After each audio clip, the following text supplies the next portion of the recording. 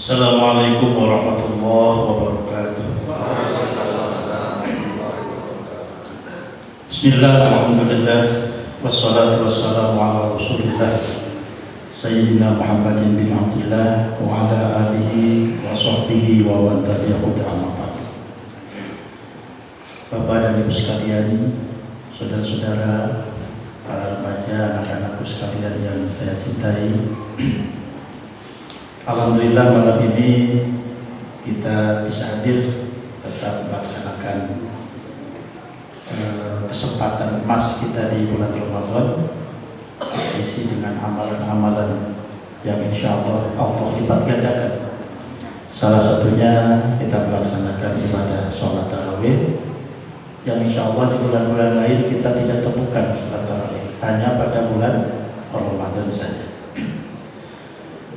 Para jemaah sekalian dirahmati Allah Subhanahu wa taala, saya ditugaskan untuk menyampaikan pesan Allah yang termaktub pada surat An-Nisa. An-Nisa itu ibu-ibu sudah lewat ya, tadarusnya. Surat pertama kan Al-Fatihah, yang kedua Al-Baqarah, yang ketiga Ali Imran, yang keempat An-Nisa. An-Nisa yang dimaksud ini adalah An-Nisa ayat 136. Ya, perintah untuk iman kepada Allah, kepada Rasul, kepada malaikat, kepada kitab-kitab, dan kepada hari akhir. Rukun iman gitu. Ini ada pada juz 5, juz 5. Di awal itu bunyinya wal muhsanat. Bapak Ibu sekalian dirahmati Allah Subhanahu wa taala. Qala Allah Ta'ala fi kitabil karim, a'udzu billahi minasyaitonir rajim. Bismillahirrahmanirrahim. Ya ayyuhalladzina aminu billahi wa rasulihi wal kitabil ladzi nazzala 'ala rasulihi wal kitabil ladzi anzala min qabl. Wa may yakfur billahi wa malaikatihi wa kutubihi wa rusulihi wal yawmil akhiri faqad dhalla dhalalan ba'ida. Enaknya kalau menjelaskan itu pakai kitab tafsir. Jadi ada terjemah, ada tafsir. Kalau terjemah hanya translate alih bahasa. Tapi kalau tafsir itu satu huruf, satu kata itu atau satu kalimat bisa kemana-mana. Ya, bisa kemana-mana, tergantung corak tafsir. Tapi dalam kesempatan yang terbatas ini kita coba, mudah-mudahan kita sampai memahami apa yang maksud Allah pada ayat ini. Yang pertama huruf ya, yaitu dalam gramatikal bahasa Arab disebut sebagai harfun nida, kata yang dipergunakan untuk memanggil atau mengundang. Kalau di kita wahai, nah kalau dalam bahasa Arab ya, maka yang kita baca dalam Al-Quran ada ya ayyuhalladzina amanu seperti pada ayat ini, ada juga ya ayyuhan nas. Apa bedanya antara ya ayyuhan nas dan ya ayyuhalladzina amanu? Bagi kita yang pernah mempelajari ulumul Quran, itu termasuk ciri-ciri khusus, alamatul khas. Kalau ketemu dengan ayat yang diawali dengan ya ayyuhan nas, dapat dipastikan ayat itu turun di Mekah, Makkiyah, artinya qoblal hijrah. Ya ayyuhan nas, wahai seluruh umat manusia. Ciri yang paling mudah kita dapatkan dengan ya ayyuhan nas ini, seruannya adalah seruan untuk percaya kepada Allah Subhanahu wa taala. Maka yang diseru adalah seluruh umat manusia. Kanjeng Nabi besar Muhammad sallallahu alaihi wasallam diperintahkan oleh Allah Subhanahu wa taala, tujuan utamanya adalah risalatut tauhid, untuk membangun jiwa keimanan kita. Kan ayat-ayat yang berbicara tentang tauhid itu kebanyakan diturunkan qoblal hijrah atau dengan termasuk kategori makkiyah. Nah, ayat yang turun di Mekah dengan ya ayyuhan nas ini diantaranya itu berapa lama? Nah, kita lihat sejarah baginda Nabi berada di Mekah itu berapa tahun? Dari itu usia 40 tahun sampai usia 53 tahun, 13 tahun. Di Madinah 10 tahun, dari usia 53 sampai usia 63 tahun. Baru ya ayyuhalladzina amanu. Ya.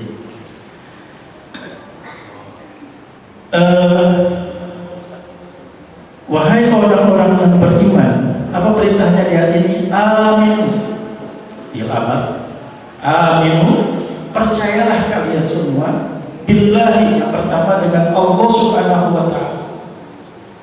Walaupun tidak terlihat, walaupun tidak ketemu, walaupun hanya informasi dari baginda Nabi melalui Al-Quran, melalui wahyu-wahyunya, kita percaya Allah itu ada. Apa argumentasinya Allah itu ada? Wujud, ada ciptaan, ada alam raya, ada makhluk-makhluknya termasuk kita. Dan Allah laisa kamitslihi syai'un. Allah tidak sama dengan segala sesuatu dengan makhluk. Nah, perintah Allah kepada kita percaya kepada Allah minimal bisa kita melalui pendekatan sifat-sifatnya, wujud, qidam, baqa, mukhalafatul hawadisi, wahdaniyat, qiyamu binafsi, dan seterusnya. Termasuk Allah mempunyai sifat Sami'un Basir. Sami' maha mendengar, Al-Basir maha melihat. Ngumpet di mana saja kita. Kalau istilah Jawa ada istilah mokel. Apa itu mokel? Buka puasa. Nah, mokel kan gitu. Mokel nggak kelihatan karena orang keluar mokel pura-pura lemes gitu ya. Allah tahu ini nggak puasa. Kita ngumpet di mana saja Allah tahu. Nah, kalau ini kita jadikan sebagai suatu keyakinan penuh, maka segala hal-hal yang keluar dari tracknya Allah itu dengan mudah bisa diketahui. Membuat kita khasyah, kita takut dan takwa kepada Allah Subhanahu wa ta'ala. Kalau semua kita mengakui tentang Allah Maha melihat apa-apa yang kita kerjakan, tidak akan ada tuh yang namanya pencurian, tidak akan ada yang namanya korupsi, tidak akan ada yang namanya selingkuh, tidak akan ada yang namanya hal-hal yang Allah perintahkan tidak dilakukan oleh hambanya, dan Allah yang larang dan ditabrak larangannya oleh makhluk. Masukkan ke dalam diri kita satu keyakinan Allah Maha melihat apa-apa yang kita lakukan. Wa rasulihi, kita percaya kepada rasulnya kepada Nabi terakhir akhir zaman, Nabi besar Muhammad Sallallahu Alaihi Wasallam. 4 hal aja kita ikuti dari kanjeng Nabi Muhammad. 1, beliau punya sifat amanah. Amanah itu apa? Ya, apa yang Allah berikan kepada kita, kita menjadi pribadi yang terpercaya. Kita diamati usia oleh Allah, jaga usia kita dalam taat, iman, dan takwa kepada Allah. Kalau ada perayaan ulang tahun kan, panjang umurnya, panjang umur. Sebenarnya umur kita sudah mulai berkurang. Patokannya apa? Usia kanjeng Nabi. Ya, kalaupun lebih daripada 63 tahun, itu adalah bonus. Ya, usia harapan hidup orang Indonesia sekarang menurut sensus terakhir kira-kira di 80-an. Yang jauh lah, usia yang dengan saya aja sekarang saya ngobrol, teman saya SD udah hilang, SMP udah hilang, teman kuliah udah satu persatu. Dan itu adalah arisan wajib. Hari ini dikocok keluar ini, nanti kita. Oleh itu tidak ada salahnya kita mempersiapkan setiap saat untuk menyiapkan bekal terbaik menuju panggilan Allah Subhanahu wa Ta'ala. Yang kedua, kita punya sikap atau punya sifat amanah, apalagi sidik, jujur. Ya. Kejujuran itu penting, ya. Karena dengan jujur itu membuat kita menjadi hamba yang berakhlak. Nabi diutus ke muka bumi liutammima makarimal akhlak, untuk menyempurnakan akhlak manusia. Pintar boleh, kaya boleh, terkenal boleh, tapi yang paling inna akramakum indallahi atqakum itu adalah akhlakul karimah kita. Suami punya akhlak kepada istrinya, istri punya akhlak kepada suaminya, anak punya etika adab kepada orang tua punya adab untuk menyayangi, menjadi penanggung jawab kepada anaknya, pemimpin kepada bawahannya, dan seterusnya dan seterusnya. Kalau ini kita sadari bersama, insya Allah indah kehidupan itu. Tabligh menyampaikan hal-hal yang baik. Qulil haq walau kana murran, sampaikanlah yang benar walaupun itu pahit kita. Mengajak kepada kebaikan, mengajak kepada hal-hal yang berdimensi pahala, itu adalah tugas kita sebagai pendakwah. Pendakwah tidak hanya di mimbar seperti ini, tapi lisanul hal afsahu min lisanil maqal.